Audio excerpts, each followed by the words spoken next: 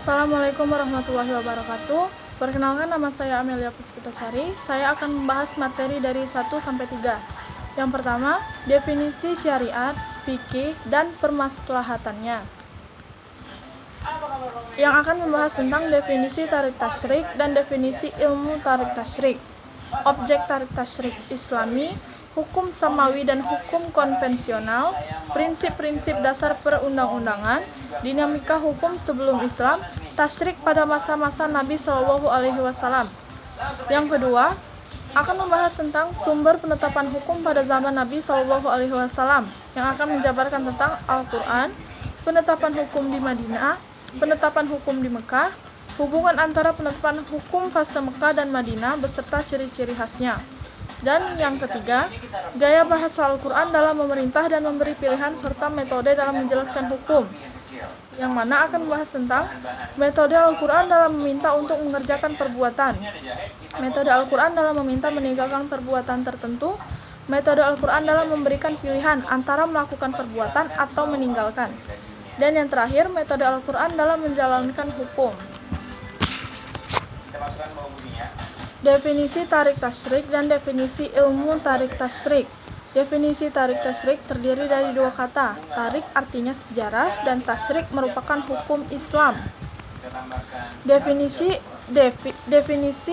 ilmu tarik tasyrik, ilmu yang mempelajari tentang kisah-kisah waktu terjadinya peristiwa penting yang terjadi pada masanya serta pengaruhnya terhadap kehidupan manusia. Objek tarik tasyrik.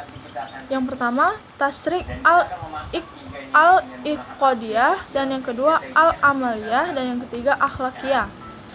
Tasyrik al-iqadiyah mengkaji hukum-hukum tentang masalah akidah. Akidah di sini maksudnya akidah tauhid dalam ajaran Islam. Jadi akidah tauhid termasuk ke dalam tartas atau tarik tasyrik. Hukum-hukum itu yang dibuat oleh Tuhan, hukum tersebut disebut hukum samawi atau hukum yang dinamakan Allah Subhanahu wa taala dari tasyrik yang bersumber pada Al-Qur'an dan hadis-hadis Nabi. Oleh sebab itu, kalau kita mengkaji tauhid dan termasuk dalam objek tartas atau tarik tasyrik. Hukum samawi dan hukum konvensional atau perbedaan. Hukum samawi adalah hukum yang datang dari Tuhan atau Allah Subhanahu wa taala. Itu yang disebut dengan wahyu Tuhan, yaitu Al-Qur'an. Wahyu itu Allah turunkan kepada Nabi Muhammad SAW melalui malaikat Jibril untuk menjadi pedoman Nabi untuk selamat dari dunia dan akhirat. Samawi tidak dapat dirubah karena ketetapannya dari Tuhan, namanya syariah. Berbeda dengan hukum konvensional, itu adalah hukum yang dibuat oleh manusia. Siapa yang bisa membuat hukum konvensional itu ialah pihak yang berwenang, tenaga legislatif, yudikatif, dan eksekutif. Inilah yang dapat membuat undang-undang legislatif, DPR, MPR, dan yudikatif. Itulah pihak-pihak yang berwenang yang membuat undang-undang pada hukum konvensional. Hukum yang berlaku sebelum Islam datang secara umum. Secara umum, periode Mekah pra-Islam disebut sebagai periode jahiliyah, yang berarti kebodohan dan barbarian.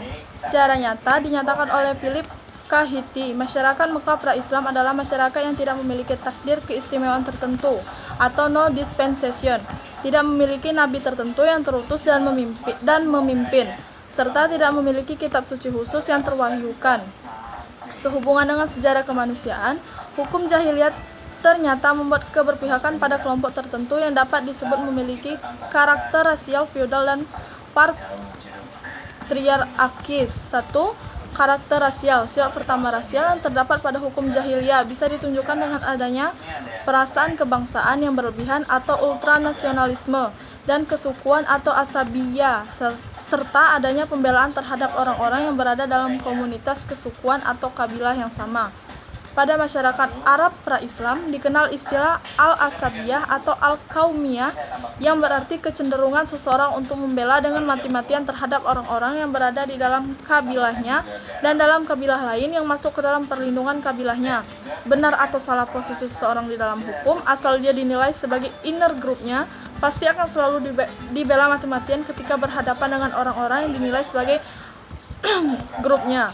Orang-orang Arab pra-Islam memiliki perasaan kebangsaan yang luar biasa atau ultranasionalisme. Mereka menganggap diri mereka, yaitu masyarakat Arab, mereka menganggap diri mereka sebagai bangsa yang mulia dan menganggap bangsa lain atau ajam memiliki derajat di bawahnya. Karakter feudal pada hukum Arab pra-Islam tergambar dengan adanya superioritas yang dimiliki oleh kaum kaya dan kaum bangsawan di atas kaum miskin dan lemah. Kehidupan dagang yang banyak dijalani oleh orang Arab Mekah pada waktu itu yang mengutamakan kesejahteraan materi menjadikan tumbuhnya